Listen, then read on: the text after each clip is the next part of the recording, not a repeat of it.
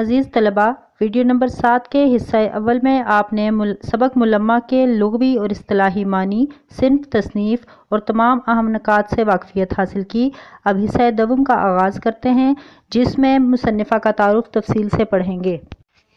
جی عزیز طلباء، اب ہم بڑھیں گے مصنفہ کے تعارف کی طرف، تو اپنی کتابوں پر صفحہ نمبر 59 کھول لیجئے۔ اپنے ہائی لائٹرز کو اپنے ہاتھ میں رکھیے اور تمام اہم نکات جو میں ہائی لائٹ کرواؤں گی وہ آپ ہائی لائٹ کریں گے اور ان کو MCQs کے لیے یاد کریں گے۔ جی آپ نے صفحہ کھول لیا، شاباش۔ اب آپ ٹاپ پہ دیکھیں، حاجرہ مسرور کا نام لکھا ہوا ہے، اس کو ہائی لائٹ کریں ایرو لگا کے، جیسے میں نے لکھا ہے افسانہ نگار ایسے ہی آپ بھی لکھ لیں۔ مصنفہ کا نام حاجرہ مسرور اور یہ افسانہ نگار تھیں۔ 1929 میں پیدا ہوئیں، ہائی لائٹ کریں، اور 2012 میں ان کی وفات ہوئی، ہائی لائٹ کریں۔ بے شک اس کے ساتھ آپ لکھ لیں 1929 کے ساتھ سنِ پیدائش اور 2012 کے ساتھ آپ پینسل سے چھوٹا سا لکھ لیں کہ یہ ان کا سنِ انتقال تھا۔ اور جو کل عرصہ حیات یعنی جو ان کی کل زندگی تھی وہ تھی 83 برس، 83 ایئرس۔ ٹھیک، اب ہم پہلے پیراگراف کی طرف بڑھتے ہیں۔ حاجرہ مسرور لکھنؤ میں پیدا ہوئیں۔ کہاں پیدا ہوئیں؟ لکھنؤ میں، اس کو ہائی لائٹ کریں گے۔ ان کے والد ڈاکٹر تحور علی خان سرکاری ملازم تھے، والد کا نام ہائی لائٹ کریں، اور ڈاکٹر تحور علی خان، اور وہ کیا کرتے تھے؟ سرکاری ملازم تھے، گورنمنٹ جاب کرتے تھے۔ والد کے تبادلوں کی وجہ سے ان کی تعلیم کئی شہروں میں ہوئی، جو گورنمنٹ سرونٹ تھے، سرکاری نوکری کرتے تھے، تو ان کی پوسٹنگز ہوتی تھی، تبادلے ہوتے تھے، تو اس لیے ان کی فیملی بھی، حاجرہ مسرور بھی اپنے والد کے ساتھ دوسرے مختلف شہروں میں جاتی رہیں، اس وجہ سے ان کی تعلیم کئی شہروں میں ہوئی۔ ان کی اچانک وفات کے بعد حاجرہ کا سلسلہ تعلیم منقطع ہو گیا۔ والد کی جب اچانک وفات ہوئی تو حاجرہ کا جو سلسلہ تعلیم تھا، حاجرہ مسرور کا جو پڑھائی کا سلسلہ تھا وہ کٹ گیا، رک گیا، ختم ہو گیا۔ حاجرہ مسرور کو گھر میں ادبی ماحول میسر تھا، اس کو ہائی لائٹ کریں کہ ان کا ایک ادبی گھرانہ تھا، علم و ادب سے جو ہے وہ تعلق رکھنے والے اور شغف رکھنے والے لوگ تھے۔ 1947 میں اپنے خاندان کے ساتھ لکھنؤ سے ہجرت کر کے لاہور آ گئی۔ 1947 جب تقسیم ہند کا وقت آیا، جب قیام پاکستان کا ایک زمانہ تھا، تو بہت سے لوگ جو وہاں سے ہجرت کر کے یہاں آ رہے تھے، تو حاجرہ مسرور بھی اپنے خاندان کے ساتھ لکھنؤ سے ہجرت کر کے لاہور آ گئیں۔ کچھ عرصہ وہ احمد ندیم قاسمی کے ساتھ رسالہ نقوش کی ادارت میں شریک رہیں۔ اب احمد ندیم قاسمی ایک رسالہ نکالا کرتے تھے، میگزین نقوش، اس کی ادارت میں، ادارت ہوتی ہے، کرتے ہیں رسالہ مرتب کرتی تھیں، ایڈیٹنگ کرتی تھیں، ان کے ساتھ وہ شریک رہیں، اور ان کی شادی معروف صحافی احمد علی مدیر ڈان سے ہوئی۔ احمد علی سے ان کی شادی ہوئی، وہ کون تھے؟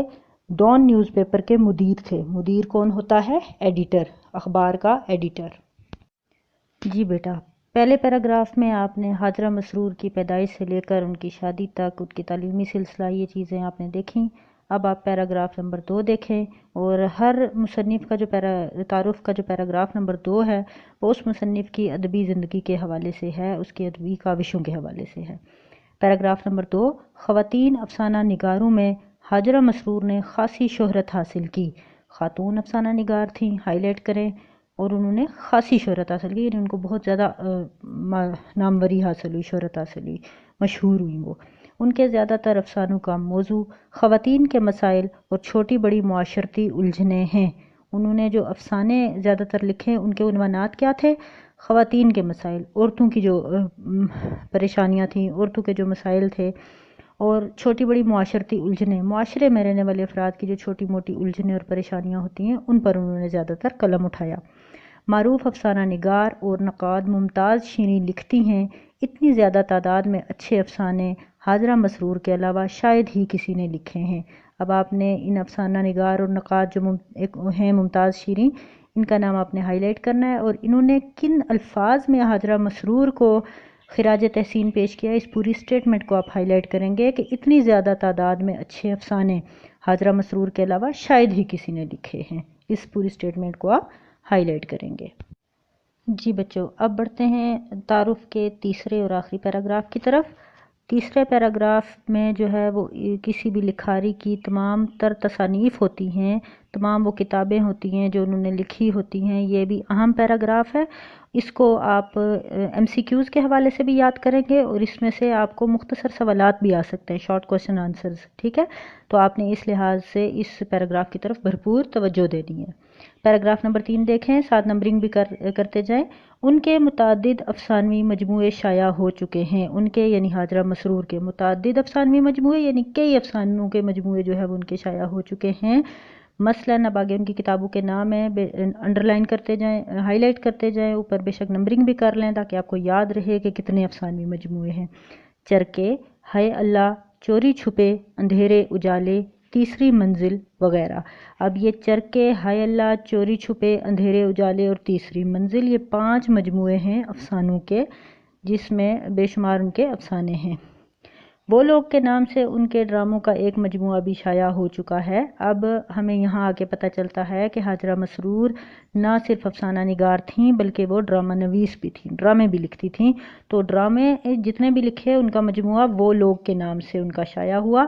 حاجرہ کے افسانوں کا کلیات سب افسانے میرے 1991 میں لاہور سے شائع ہوا تھا۔ اوپر جو ہم نے 5 ان کے افسانوی مجموعے پڑھے وہ سب کلی طور پر جب جمع کیے گئے ایک کلیات میں تو اس کا نام رکھا گیا سب افسانے میرے، ٹھیک ہے؟ اور وہ 1991 میں لاہور سے شائع ہوا تھا۔ اس کو ہائی لائٹ کریں گے۔ حاجرہ مسرور بھرپور ادبی اور سماجی زندگی گزار کر 15 ستمبر 2012 کو کراچی میں وفات پا گئیں۔ حاجرہ مسرور نے ایک بڑی خوبصورت، شاندار، بھرپور زندگی گزاری، ادب میں بھی اپنے کام کرتی رہیں اور سماج میں بھی، اپنے معاشرے میں بھی، اپنی معاشرتی زندگی کو بھی بہترین انداز میں انہوں نے نبھایا، اور 15 ستمبر 2012 کو بالآخر ان کی کراچی میں وفات ہوئی اور کراچی میں ہی دفن ہوئی۔ اور اس پوائنٹ کو بھی آپ ہائی لائٹ کریں گے کہ جب وفات کراچی میں ہوئی اور وہ ان کو دفن بھی کراچی میں ہی کیا گیا۔ جی عزیز طلبہ، یہاں ہماری ویڈیو نمبر 7 کے حصہ دوم کا اختتام ہوا۔ اب آپ لوگ اپنی ڈائری نوٹ کر لیں۔ مصنفہ کے تعارف کے تمام اہم نکات جو ہائی لائٹ کروائے گئے ہیں ان کو ایم سی کیوز کی فارم میں آپ نے یاد کرنا ہے۔